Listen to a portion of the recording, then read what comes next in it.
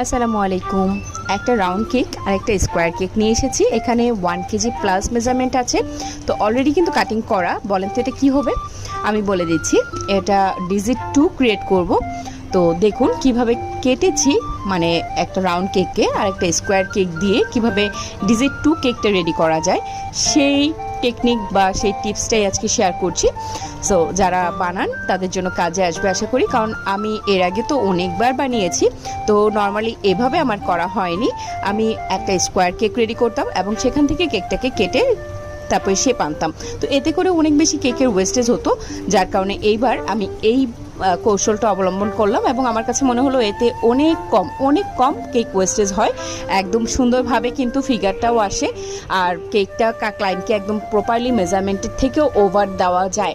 So এই তো আমি এখানে কিন্তু 2 ডিজিটটা কীভাবে ক্রিয়েট করেছি আপনারা ক্লিয়ারলি দেখতে পেলেন। কোনো কোশ্চেন থাকলে জিজ্ঞেস